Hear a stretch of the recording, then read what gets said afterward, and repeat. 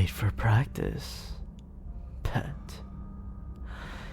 Is this really the thanks I get for taking you in and teaching you magic? You can't even make an effort to be punctual?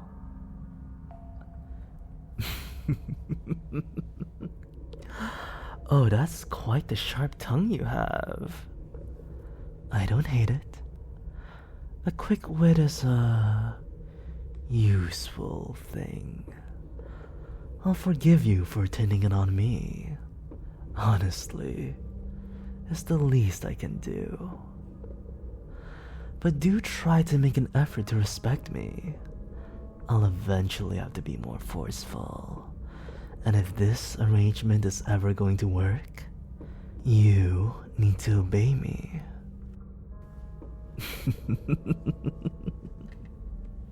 The fact that you didn't agree to it is of little consequence, my dear. You may have not asked to be whisked away to my palace, but it is still a generous thing that I'm doing for you.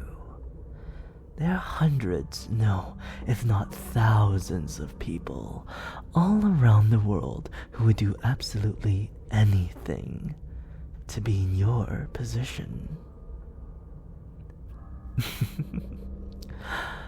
Well, I didn't choose any of them because they don't interest me.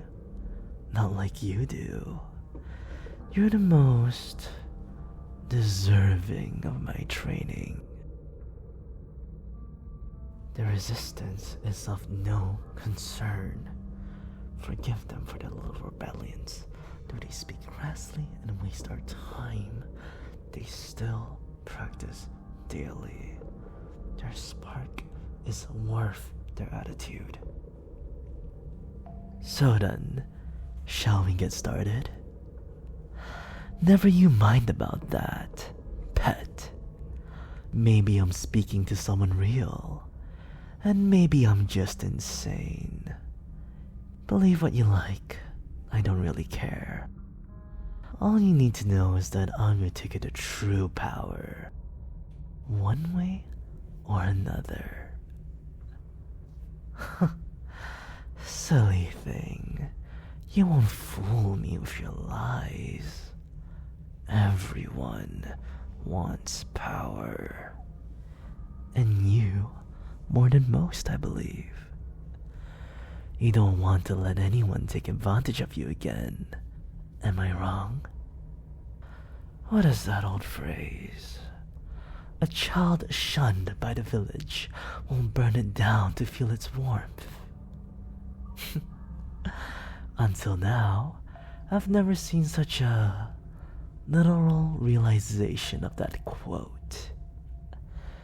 You destroyed nearly the entire thing, and without any magic or other advantage. Just a torch, a staff, and a chest full of rage. They didn't appreciate you. They treated you like a slave because of the mark you have. They didn't even understand what it meant, not really. But I do. Understand this, pet. I'm not taking advantage of you the way that they did. Though I do intend to make good use of you, of course. But I'm giving you fair compensation. Think of my palace as like a school. There are rules for you to follow, yes, but ultimately I am here to help you. And you are here to be enriched. That's why you never made any real attempt to escape. You make little shows of defiance here and there, just to remind me that you're not a pushover. And I certainly can respect that. But in the end, you do want to be here. Even if you didn't come here on your own, you want to be stronger. No, this is the one that we've been searching for. There have been false marks in the past, but this is the genuine article. The proof isn't in the mark itself, but the person bearing it. You saw what they did. No mere mortal could do that without having such force of will. Now, do you intend to waste more of our day, or shall we practice your magic? Patience, pet. Under my guidance, you'll learn spellcasting faster than any master could manage. But it will still take some time. That being said, I had a flash of inspiration. Rather than trying the simplest spells first, I thought you might do better with a spell that, though slightly more advanced, is more your style. The flame summoning spell, Ignis.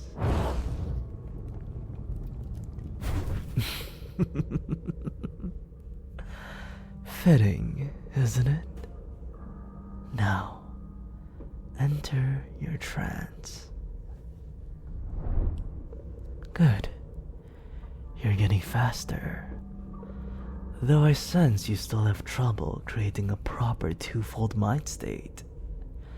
You need to separate your thoughts and emotions. You need both a seething, raging flame of thoughtless emotion and a calm, cold pool of emotionless thought. Divide yourself and let each half grow potent in its isolation. You know what? I have an idea. Think back to that fateful day. Think about the cruelty they showed you that finally pushed you to your boiling point. Feed that flame and fill the pool. Remember that you had both that day, the seething fury and their unfairness, and the impassive logic that they had to be dealt with.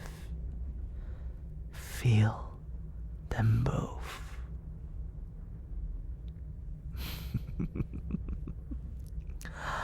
Oh, I can sense your thoughts.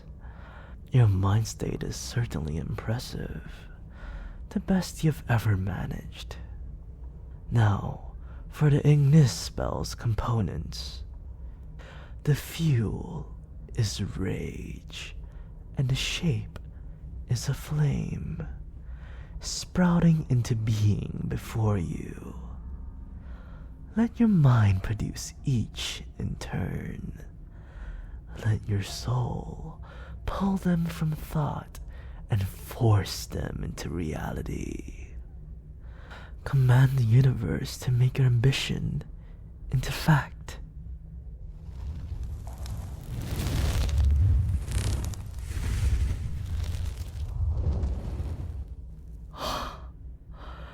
Breathtaking. I knew you had talent. Now do it again. You'll want to be able to do this on command. I told you they were destined. I've been waiting long, so long, for someone like this. The best part is, we don't need to brainwash them or earn their loyalty. They'll further our plans just by being who they are. We give them the power and let them loose to do as they please. No, their might and personality must remain intact. Don't be foolish. Trying to force them will only turn them on us. They will act as we hope. The signs are absolute. I told you, do not ask who it is I speak to. It's none of your concern, and if you ever discover the answer, I'll have to kill you. And I don't want to do that. You're such a marvelous specimen. It would be like destroying a priceless work of art. But if you're curious about what I'm whispering about, perhaps I can share just a small part of my plans. It's only fair since you're gonna be such an integral part to them. Our world has grown stagnant, you might say. The greatest nations of the world all possess massively powerful magical artifacts. They use them as deterrent for war, or so they say. But they're used to terrify their citizens into obedience, and there hasn't been a change in power in centuries. No revolutions, no wars, nothing.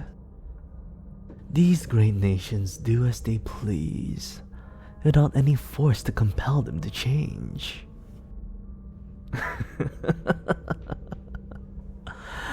No, of course not.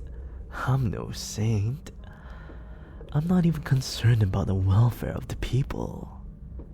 I just want power. And right now, there is no avenue to power aside from being born into it, or being a sycophant to those who were. But I intend to change that. And you are the stepping stone to introduce that change. You have the potential, the strength, and the drive to rival the power of those great artifacts, disrupting the delicate balance of power in the world.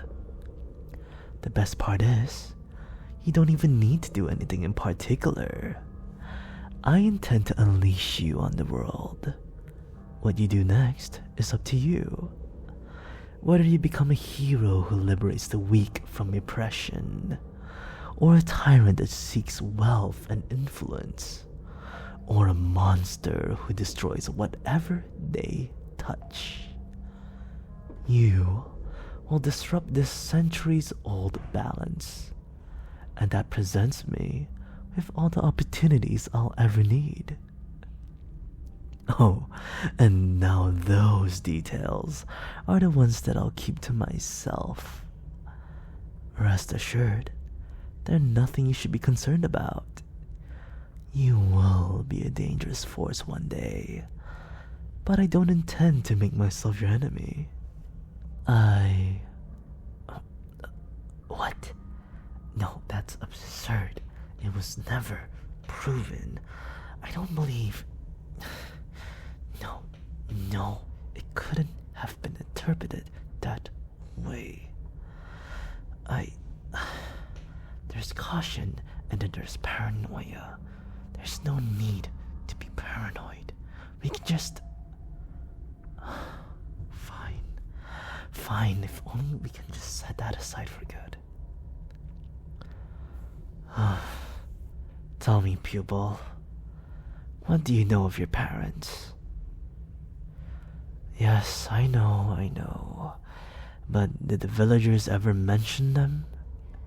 They're a part of the reason that you were treated the way that you were, right? Surely they had some things to say. Did they ever talk about where they came from, or what they looked like? That doesn't tell me much. Then tell me this. Have you ever felt a call to the east? As if you were meant to travel there. Specifically the east, mind you.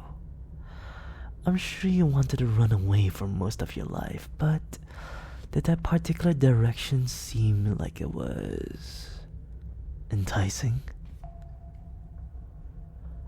Really? Tell me more. Why the east? That seems harmless enough. You're right. To the east are the largest towns for miles, so if it wasn't about the direction, what about the towns? You see, nothing. Now set your paranoia aside. We found what we were searching for. You spoil all our plans for the sake of fear. You never could trust a little good fortune. What's that? Why? What a question. Well, I mostly intend to stay out of your way once I unleash you on the world. But perhaps once the dust settles, we'll see each other again. And it would be a while before we need to part ways. You have plenty of training ahead of you.